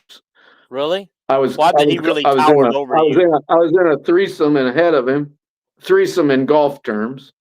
And I was up there on a tee box teeing off, and this single guy in a cart came up behind me. We were up on a hill, and I looked back, and I said, "Do you want to join us?" And he said, "I sure would, because I don't know the golf course." And I go, "Well, I played 7,000 holes here today. This year." And he goes, "What?" And anyway, I didn't recognize him until when he got out of the cart. He got out of the cart and he unfolded, and here was a 6'10" guy. And I go, he had a hat on. How tall are you, by the way? I want to get a visual. Me? Yeah. I'm 5'9" and 1/8.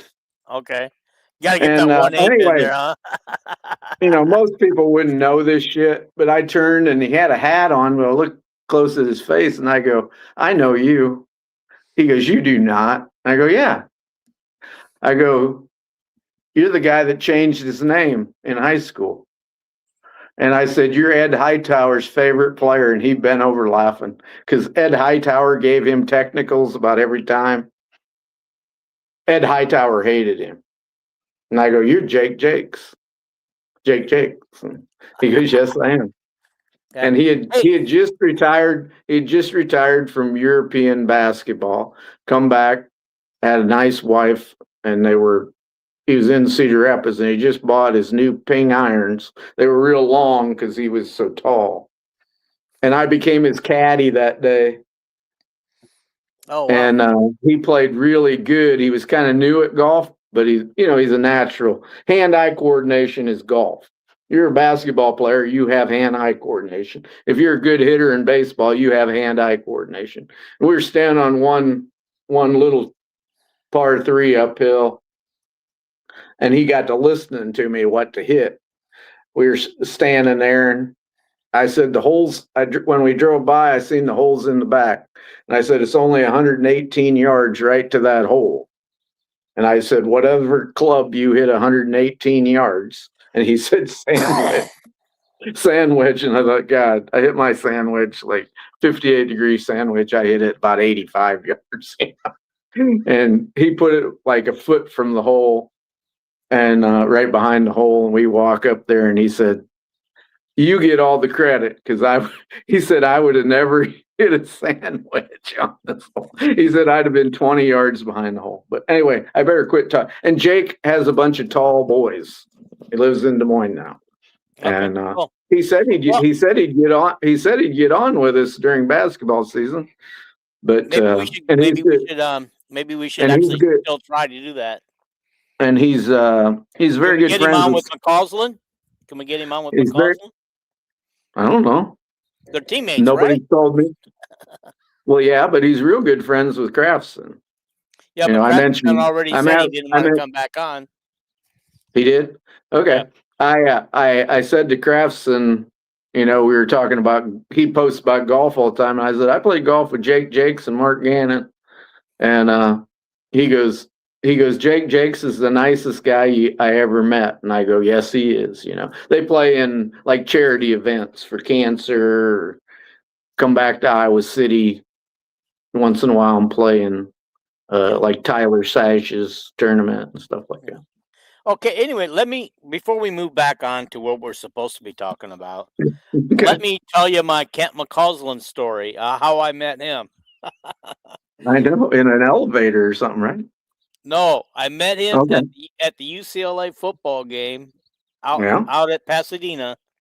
Yeah. And I couldn't remember his name. I drew a blank. I knew who he was. I walked up to him, and he had that Hawkeye coat on that he was wearing every time Jess Settle would interview him on one of the early basketball season games, right? He's wearing that same jacket. So I walk up to him. I look up to him like this because I'm only 5'5". I go, hey, I like your jacket. And he goes, well, thanks. But I was so embarrassed I couldn't remember his name. I just walked away after that rather than trying to talk to him. And then it came to me later, about 30 minutes later. This was at a tailgate. 30 minutes later, I go, I told my brother-in-law, that's Kent McCausland. I'm going to go back and see if I can get a picture with him and stuff. I go back, I can't find the guy. And the guy's so tall, you can't miss him. Two other guys I forgot about that was on that last team.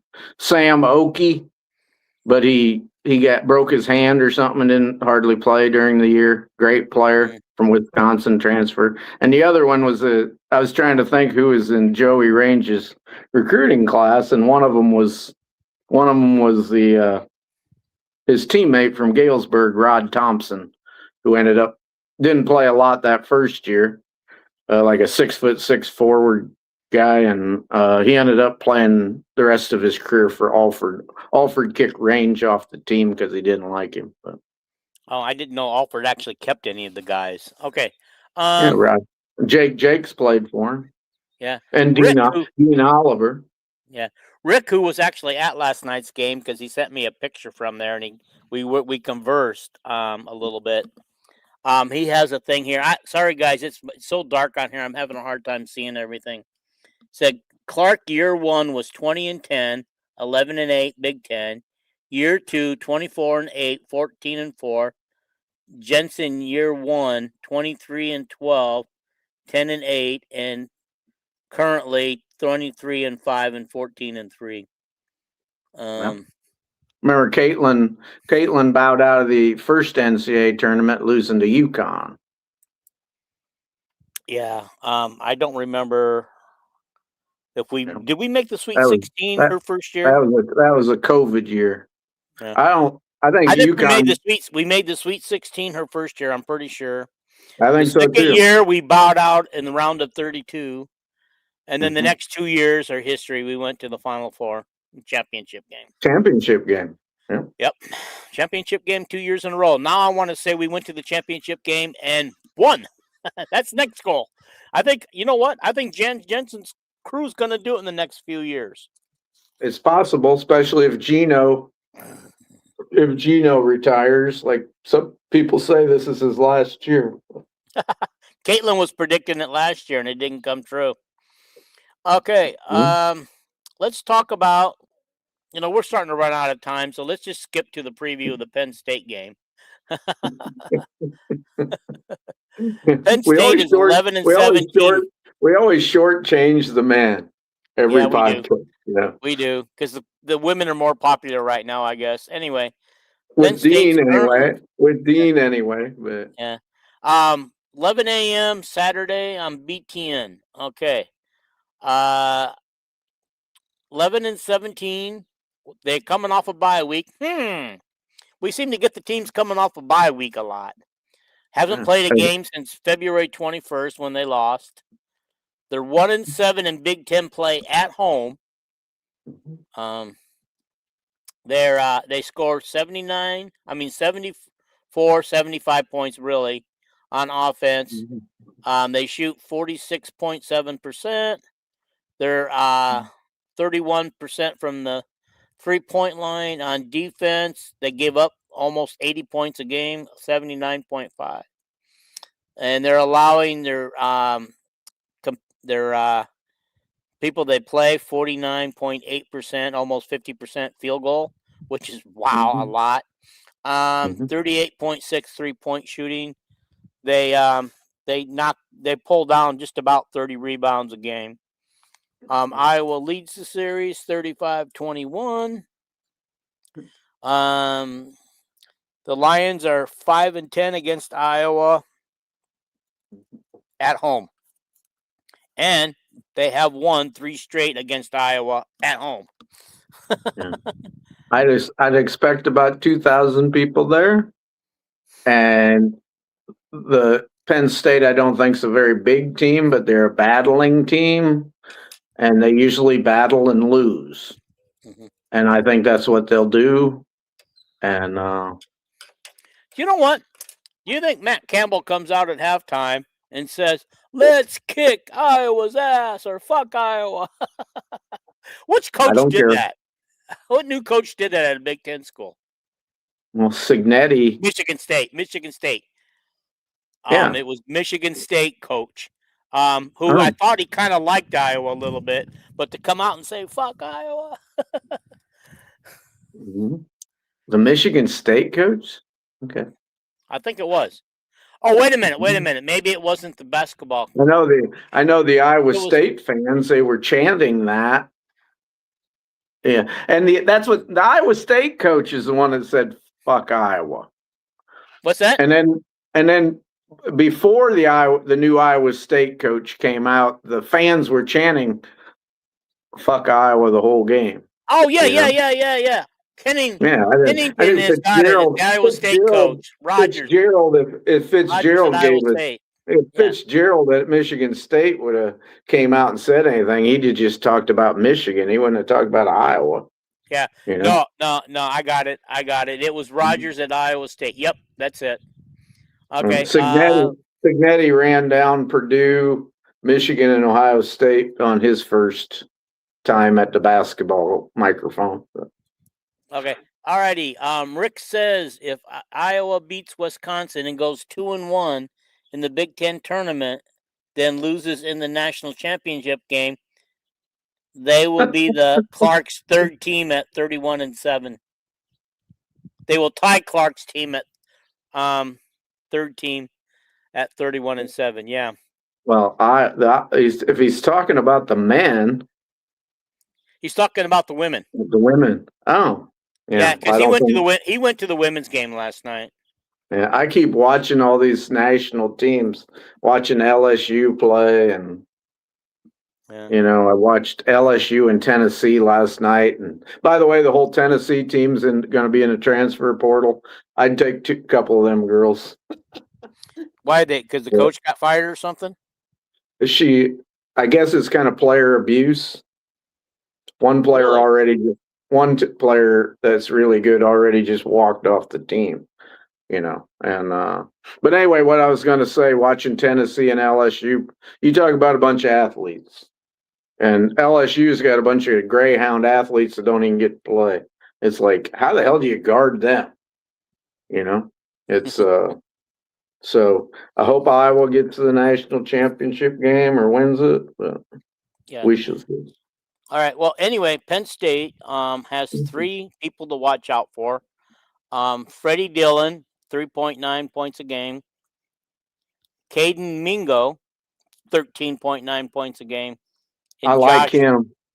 And Josh Reed, I think it is. Is it Josh Reed? Did I write that right? Yeah. Josh Reed with 11.2 per game. Mingo, he can do some freakish things, scoring and handling the ball and stuff. But, yeah. Well, he also has 3.4 rebounds, 4.4 assists, 2.2 steals, and 4.4 assists. Did I say that already? And I think Penn State plays quite a few players, but maybe they're behind so much that they play the bench. I don't know. Well, yeah. If you go down their entire roster, only one person played less than 15 minutes, and that's 4 minutes. Everybody else has played 15 minutes or more. Nobody more than 28 minutes. I'm sorry, that's games played. I take that back. Yeah. Alrighty. I think we will win. Yeah.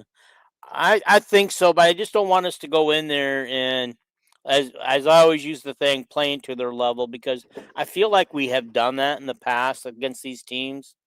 I feel like that's how we lost to Minnesota, by not taking them seriously. Is that how we almost beat Purdue at Purdue, by playing at their level? Well, that's because we played to their level. And we played, like I say, every podcast, those 3 games, Northwestern, Minnesota, and Purdue, we had the flu too. So yeah, I keep mentioning that. But we did beat Northwestern. There is one basketball news that I forgot to say. Can I say it? Sure, why not? Okay. Ben has offered 6 super guards in the 2027 class. 6 of them? There's one from St. Louis, Vashon, one from the Chicago area, 2 or 3 from Wisconsin that are really good. 3, I think. The kid from Washington. No, there's 2 from Wisconsin. The kid from Washington, who I love. The kid from Chicago is great. And then a kid from Florida or someplace down southeast. Now, the one thing that I'm kind of wondering, the guard who I've posted all this stuff all over the sites. If you guys don't know it, you haven't read what I've posted on all the sites. But the kid from St. Louis is very brilliant in school. He might be a kid that Ben asked to reclassify. I really like him, but he's the lowest rated of the bunch. He's like number 98 in the country. That's how good these guards are that Ben is recruiting. But that's all I wanted to say. So yeah, I think Ben's a great recruiter in the sense that he's got the gift that he can make these players believe in him, believe in the program. Just and if he can take Tim Lester with him from the football team on those recruiting trips, the guys are sold. They're coming to Iowa. No, Lester does not like to recruit, so I don't think you have it. Lester's best attribute is recruiting guys that he grew up with their family. Mm-hmm. Or Lester's best attribute is he stays in Iowa City and don't go visit recruits much. But when we get him in Iowa City, he sits down and shows them on film what our quarterbacks are doing and how their game fits in to do better. And by the way, there's a big fallacy about Tim Lester that he wants a running quarterback. because he don't recruit any running quarterbacks except Jimmy Soul. The rest of these guys are 6'4" pocket passers, so Yeah. put that in your bong and smoke it. But I was gonna say This is Ben the is reason the why great- this is the reason why what's our new quarterback next year? Name, not Brown, the other one. Messenger. Helinski. Oh, okay. Okay, the presumed starter, we think. Not necessarily true. Who says they're going to pass more next year? Well, that's of course, because you're not going to run as much. We aren't? The quarterback. Oh, the quarterback ain't gonna run as well. Yeah. I think we'll throw the ball more next year because of our wide receiver room and